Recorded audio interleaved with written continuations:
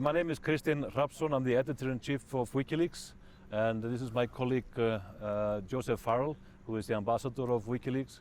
We are on a tour of Latin America to Europe and ask for political support in the cause of Julian Assange in our attempt to get the political support and social support in general to pressure the United States government to drop these charges against Julian Assange. So our tour started in Colombia, where we met President Gustavo Petro, where he committed himself with his utmost support for the cause, and told us both in the private meeting we had and publicly afterwards that he would help end this persecution against Julian Assange on press freedom grounds, because the case is not just about Julian Assange. This is about universal press freedom. The case against Julian Assange is not a legal case, it's a political case, it is lawfare. And if any political leader in this region should understand the elements of that persecution, that is your President-elect Lula. I do understand the grave difficulties in the transition process and the time constraints and the health consideration involved when it comes to the President-elect. So I greatly appreciated that he would meet us here under these difficult circumstances, and we had a very constructive, very good meeting just now. We discussed at the meeting the prison conditions of Julian Assange, and I explained to him they were getting worse day by day, and his life was in danger under the situation it is. He could also be seeing the end of the legal process to try to stop extradition to the United States. He could be renditioned to the United States in handcuffs within weeks.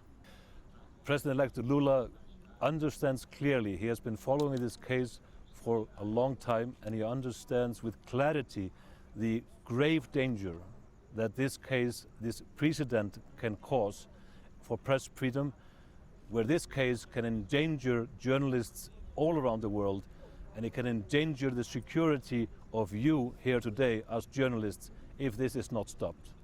And Lula reiterated his continued and utmost and clear support in the fight for the liberation of Julian Assange.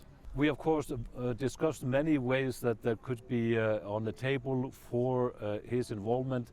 This was a private meeting. I don't want to go into discussions of possibilities. I think action will speak out for themselves in due course, and so that is of course up to him where he puts his weights on the scale.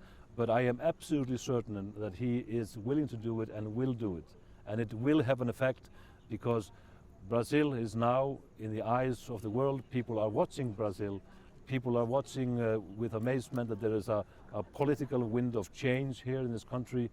So that will have an effect in itself, that he will put it on the agenda. Well, I would call a personal commitment of the nature that he gave us on the meeting an extremely important one, and I could not have asked for more when the head of the government wants to be involved himself.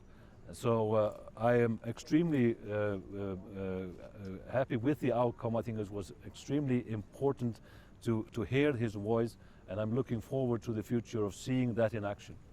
We all know that President-elect Lula has power as his position as today in his personal capacity.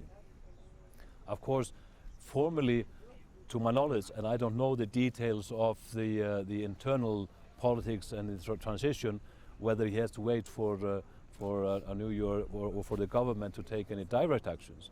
But it is extremely important to hear his voice. He is recognized internationally. It was noticed that he took part in COP27 and he was there. People do listen to him and do acknowledge that he is on his way in. But I can add that we are also meeting here other politicians and seeking meetings. We were in the Senate today. We will be in the Congress tomorrow. We have already met dozens of parliamentarians, newly elected.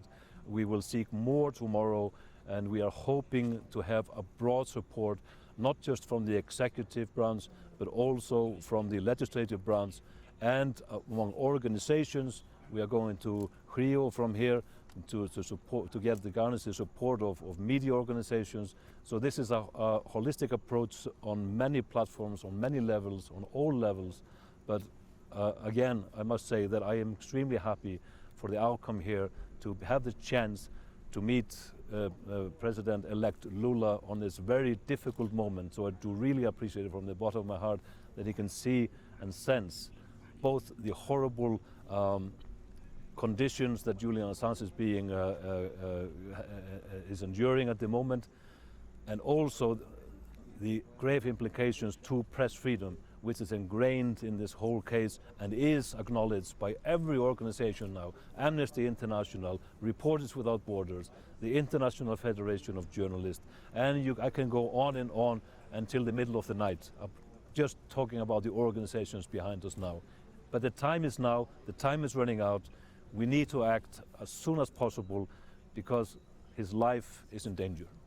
And just to finalize, I was touched by the obvious sympathy and empathy that Lula had with the condition that Julian Assange is under, and of course he is working on his own experience and can see from that own experience what he is going through. And let's not forget that Julian Assange has been deprived of freedom in one form or another for 12 years now, and the last 3.5 years spent in a maximum security prison in a cell with murderers and terrorists, an intellectual, a journalist who did the only crime to tell the truth.